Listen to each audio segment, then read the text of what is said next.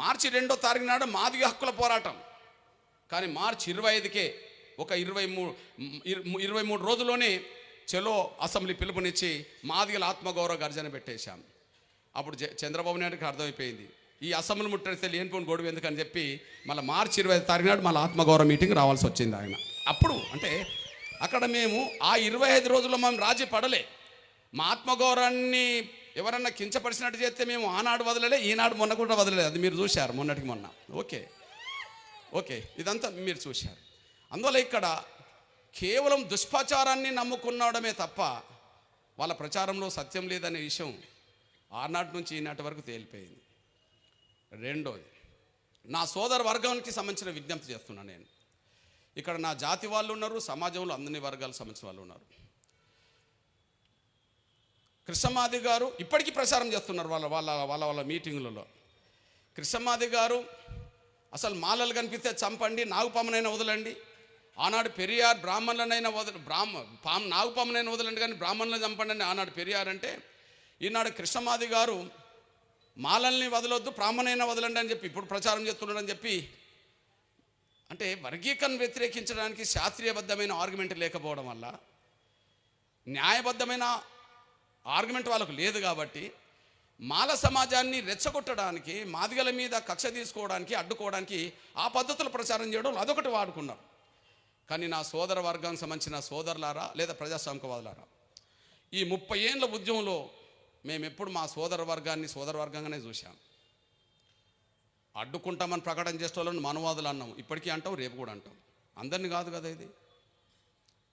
ఆనాడు అంబేద్కర్ రిజర్వేషన్ల కోసం పోరాటం చేస్తున్నప్పుడు ఆ రిజర్వేషన్లు అడ్డుకునే వాళ్ళు అప్పుడు అగ్రకులాల వాళ్ళు ఉండే రోడ్డు మీద.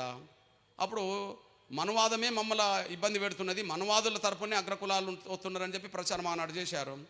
మరి ఈనాడు వర్గీకరణ అడ్డుకునేటోళ్ళు నేనేమనాలి? అందరిని అంటలేను నేను. మేము వర్గీకరణ ఇంకా అడ్డుకుంటాం, మేము రానీయం, మేము జరగనీయం వాళ్ళు మనవాదులు అంటున్నా నేను.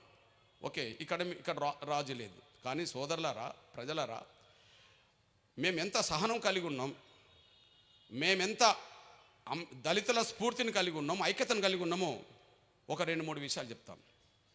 ఈ పోరాటం మొత్తం మీద మీరు గమనించండి. 1 రోజు 2 రోజులు కాదు కదా, 30 ఏళ్ళు కదా. ఈ 30 ఏళ్లలో మా సోదరవర్గం నన్ను బండబూతులు తిట్టినట్టుగా ఇప్పటికీ ప్రచారం చేస్తుంటారు. నేను ఎక్కడన్నా నోరు జారి మాట్లాడానా? వ్యక్తిగతంగా నేను ఎప్పుడు నోరు జారలే. అంటే వర్గీకరణ అడ్డుకునే శక్తుల పట్ల నా సోదరులనే భావంతో ఉన్నాను. వాళ్ళు కొంతమంది స్వార్థపరులు అంటామేమో కానీ వాళ్ళు ఎప్పుడు వ్యక్తిగతంగా నేను దూషించలే. కానీ ఇప్పటికీ వాళ్ళు చూడండి, వాళ్ళ ప్రచారం చూడండి, వాళ్ళ మీటింగ్లు చూడండి, వాళ్ళ వాయిస్ చూడండి, మొత్తం వ్యక్తిగతమైన దూషణలతోటి వాళ్ళ సభలన్నీ నిండిపోతున్నాయి. నంబర్ 1.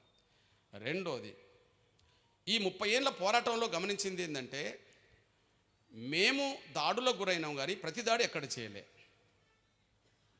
ఇది అంటే మేము నాగుపామును వదిలిపెట్టి మాలలైనా చంపమని చెప్పి కృష్ణమాదిగా అంటున్నాను ప్రచారం చేస్తాను కదా, ఆనాడు ఈనాడు కూడా చేస్తాను కదా. అసలు ఎవరి మీద దాడులు చేశారు 30 ఏళ్ళు? నేను ప్రత్యక్షంగా నా మాల సామాజిక వర్గ సోదరులతోటి నేను దెబ్బలు తిన్నాను కదా. ఇదే ప్రకాశం జిల్లాలో ఎంఆర్పిఎస్ ఉద్యమం మొదలైన కాడ మరి చీరాల్లో నేను ఉంటున్నప్పుడు, చీరాల్లో జూలై 17వ తారీఖు నాడు నన్ను అక్కడ కౌన్సిలరు నా మీద దాడి చేశాడుగా.